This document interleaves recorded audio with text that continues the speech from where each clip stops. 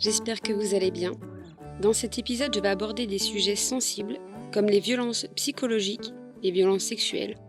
Donc si c'est quelque chose dont vous êtes sensible, je vous conseille de passer cet épisode parce que je sais l'impact émotionnel que ça peut avoir sur notre santé mentale et je ne vous en voudrais pas si vous décidez de ne pas écouter cet épisode. Dans ce cas, on se retrouve la semaine prochaine où j'aborderai un tout autre sujet. J'ai eu l'idée de faire cet épisode en voyant une vidéo YouTube de l'acarologie qui parle des sujets qui touchent à la sociologie et à la psychologie. Elle fait ce qu'on peut appeler de la vulgarisation pour que ces sujets soient accessibles à tous. Ça fait des années maintenant que je suis ce qu'elle fait comme contenu et je dois dire qu'elle m'a beaucoup inspirée. J'ai toujours su qu'il fallait que j'aborde cette thématique, car c'est quelque chose que j'ai traversé à différentes étapes de ma vie et je sais que je ne suis pas la seule. En parler sur le podcast, je sais que ça pourra aider des personnes. Et si je ne l'ai pas fait jusqu'à présent, c'est surtout parce que je ne m'en sentais pas capable. Ou pas prête, tout simplement. Le fait de voir Carolina en parler et aborder des sujets qui sont intimes pour démocratiser toutes les violences qu'on peut subir en tant que femme, eh bien ça m'a inspirée et ça m'a donné la force et le courage de le faire, moi aussi. J'ai déjà parlé des relations toxiques que j'ai vécues dans le passé et l'impact que ça a eu sur les relations qui ont suivi. Je vous conseillerais d'aller écouter l'épisode en question qui parle des relations toxiques si vous souhaitez avoir plus d'informations, car il y a des choses pour lesquelles je ne rentrerai pas autant dans les détails puisque tout a déjà été dit.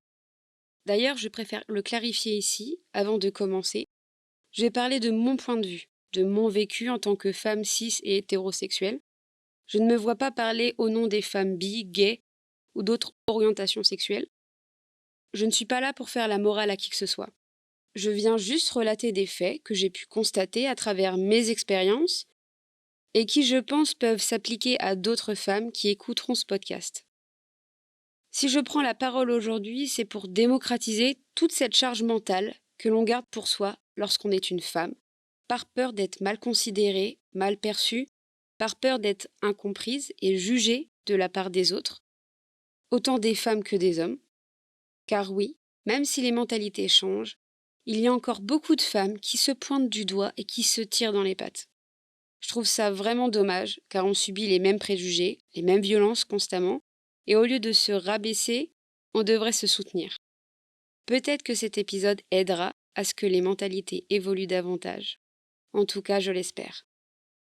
Alors, pour contextualiser un peu, il y a des traumas, des expériences avec des hommes qui ne se sont pas forcément passés comme elles le devraient, étant plus jeunes.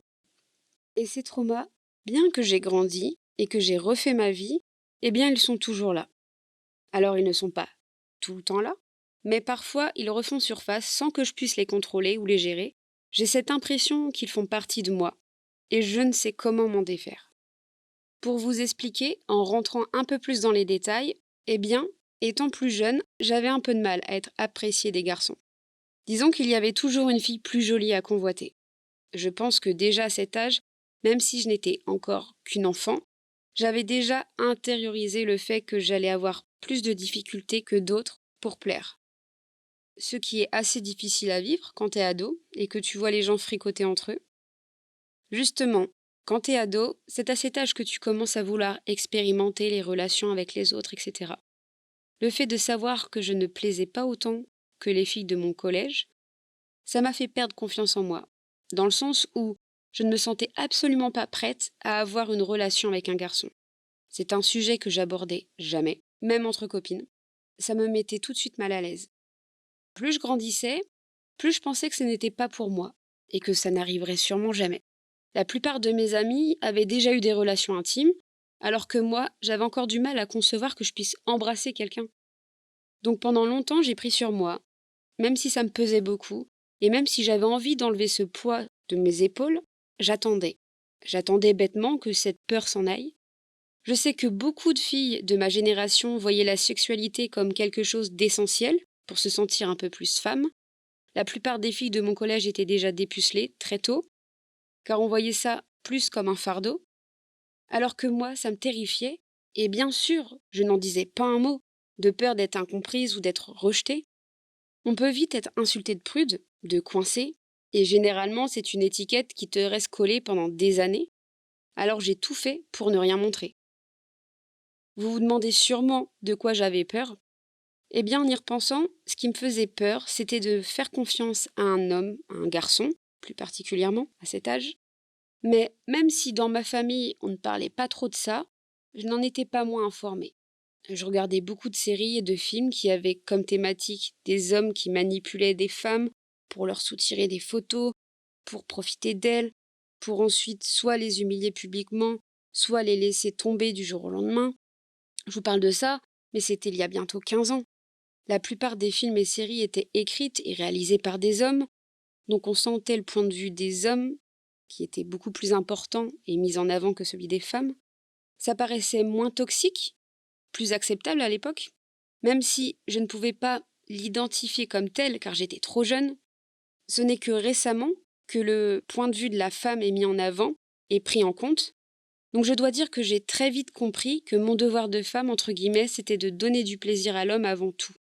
Et donc j'ai fini par avoir mes premières expériences, plus tardivement que les autres, ça c'est sûr, mais c'est arrivé.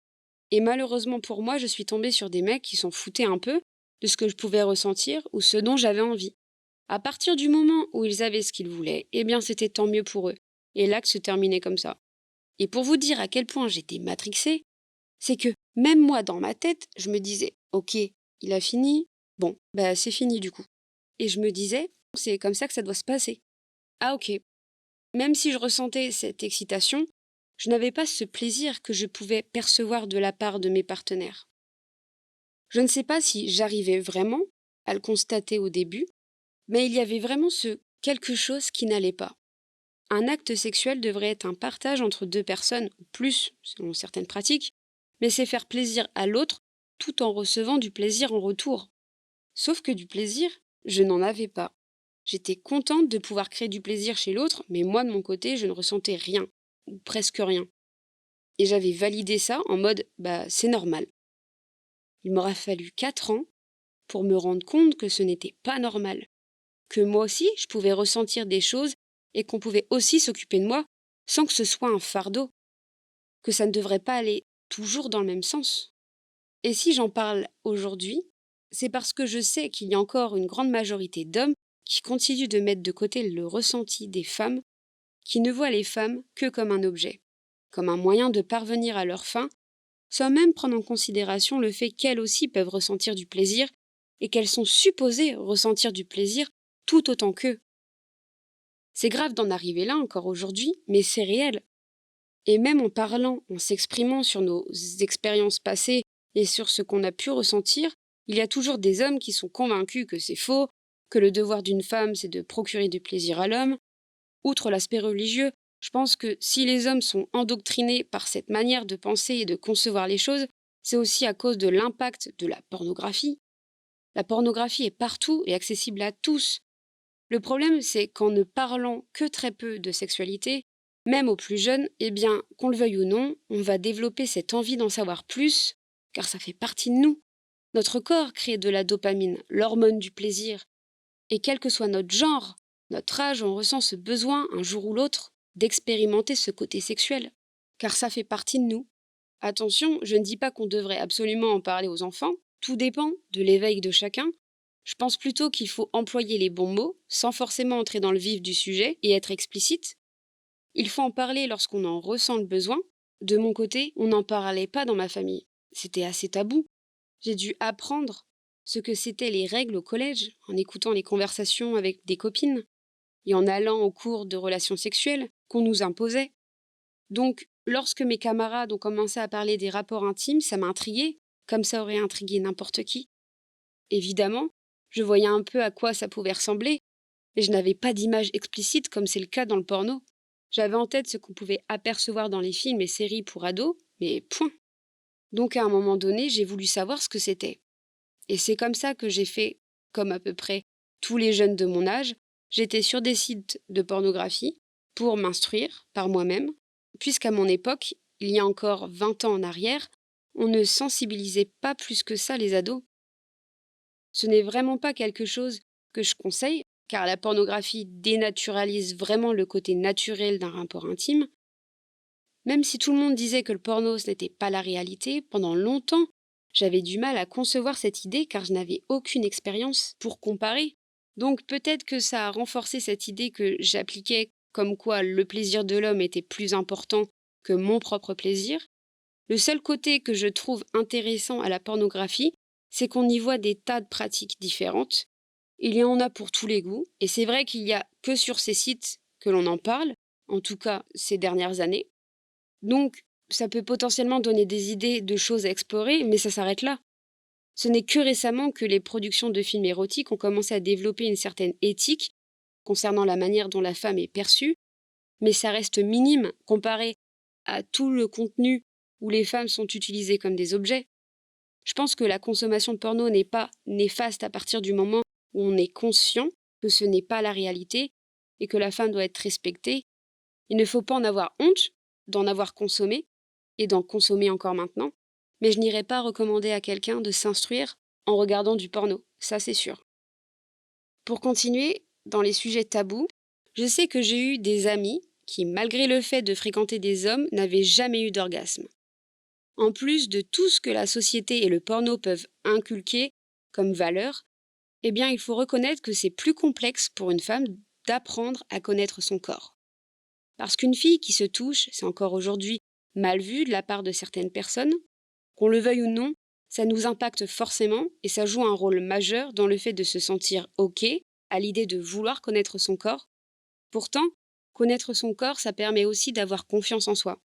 Et c'est pourquoi la plupart des femmes n'aiment pas se toucher et préfèrent se concentrer sur le plaisir de l'autre. Je dis la plupart car je sais qu'il y a une majorité de femmes pour qui ce n'est pas un problème du tout. Ce que j'essaie de démontrer, c'est que notre environnement social, qu'on le veuille ou non, a forcément un impact sur notre conceptualisation de la sexualité. Pour parler un peu plus perso, c'est exactement ce que j'ai ressenti. J'ai toujours eu du mal à exprimer ce besoin de connaître mon corps, car je ne m'en sentais pas capable, car j'étais terrifiée à l'idée d'être jugée par mes partenaires. D'un côté, j'avais peur, mais d'un autre, j'en avais envie, mais c'était trop complexe pour que je puisse le verbaliser. Et ce n'est que récemment que j'arrive à lâcher prise, car pour la première fois, je me suis retrouvée en couple avec une personne avec qui je n'ai pas peur d'être moi-même et de m'exprimer comme j'ai envie de m'exprimer. Alors oui, il m'aura fallu plusieurs années avant de ne plus être bloquée et pour lâcher prise. Et oui, on le répète souvent, mais la communication, c'est vraiment la clé. Il faut en parler et ne pas en avoir honte. Tout le monde passe par là. Et le fait d'avoir peur, de garder les choses pour soi, ça ne fait que renforcer ce côté de ne pas se sentir légitime. Alors que si, vous êtes légitime autant que les autres. Le fait d'en parler, ça permet à l'autre de mieux nous comprendre et de s'adapter à ce qui nous convient le mieux. Alors je sais aussi que ce n'est pas facile. Pour l'avoir vécu, j'ai aussi été avec des personnes qui ne pouvaient pas entendre ces choses-là, pour qui ce n'était pas concevable.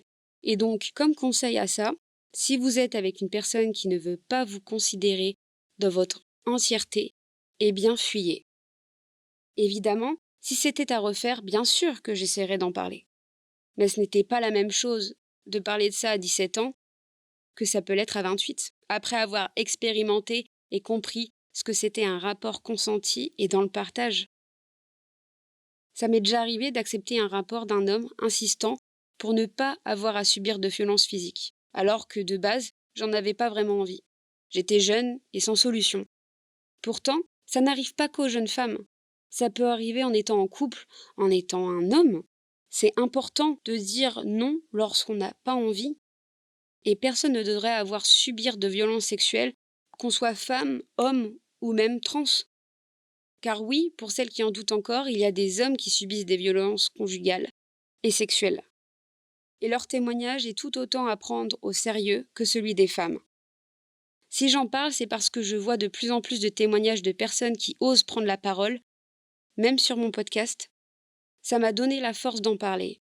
Et puis, si on n'en parle pas, on continuera d'accepter sans rien dire, et ça, ce n'est plus possible.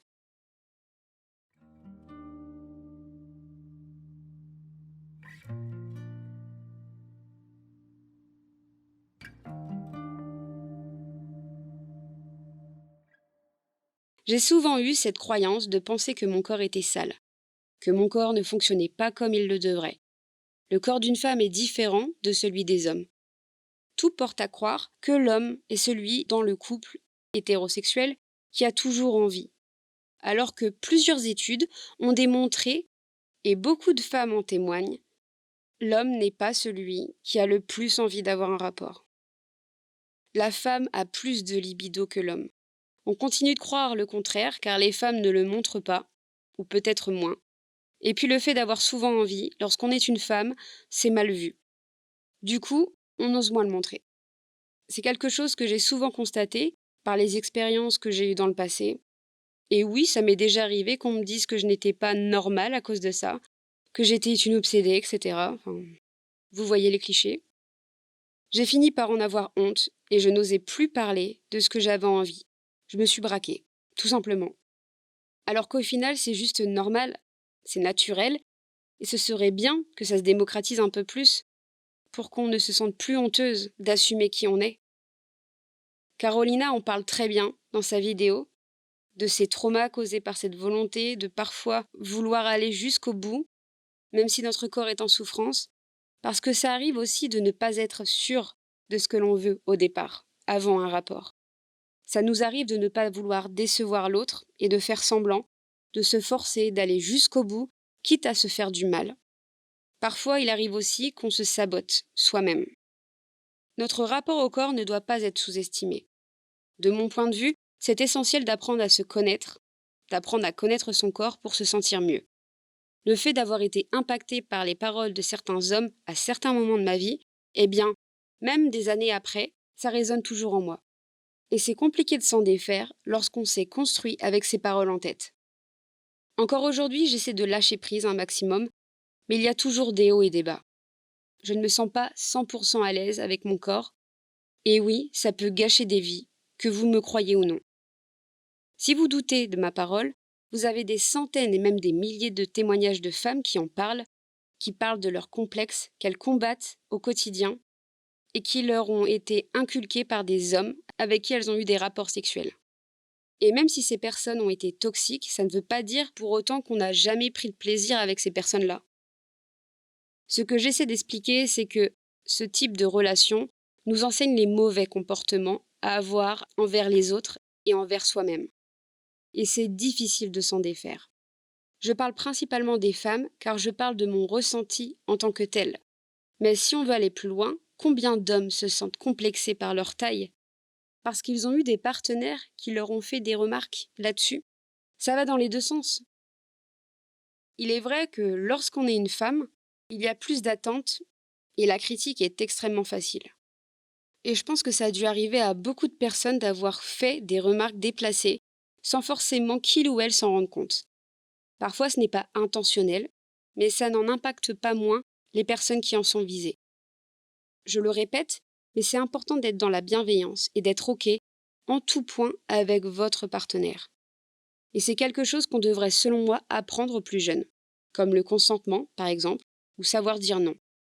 Ça semble banal dit comme ça, mais beaucoup de jeunes ne savent pas ou n'osent pas s'exprimer, car on ne leur explique pas comment le faire. Et là aussi, ça peut impacter des vies. La manière dont on se construit tout au long de sa vie est important et mérite qu'on y prête davantage attention. Si jamais vous ressentez le besoin de lâcher prise, il existe diverses solutions pour pallier à ces traumatismes. Je pense à l'EMDR, dont j'ai déjà parlé dans l'épisode sur l'anxiété. Le fait d'en parler ou d'écouter des personnes aborder ce sujet comme moi, ça peut aussi aider. En parler à un sexologue, à un thérapeute, ça peut être une solution. En tout cas, ce n'est pas quelque chose à prendre à la légère. Il n'y a pas d'âge pour expérimenter sa sexualité. On le voit de plus en plus avec les partenariats pour les jouets sexuels. Alors certes, c'est peut-être mal vu pour certains, mais le fait de démocratiser qu'un objet puisse apprendre à connaître son corps ou apprendre à se donner du plaisir lorsqu'on est une femme, eh bien je trouve que c'est cool. Il n'y a pas d'âge, ce n'est jamais trop tard. On ne cesse d'apprendre tout au long de sa vie. Et n'oublions pas qu'on en apprend plus sur soi en partageant avec son partenaire. Il ne faut pas que la sexualité devienne un sujet tabou, qu'on soit en couple ou non. En parler, c'est déjà avancé. Et si vous êtes ado, que vous vous sentez un peu perdu comparé aux jeunes de votre âge, je vous conseillerais d'en parler à un adulte, à une personne de confiance, qui pourra vous aiguiller sans vous juger. Ce que j'aurais sans doute dû faire à l'époque.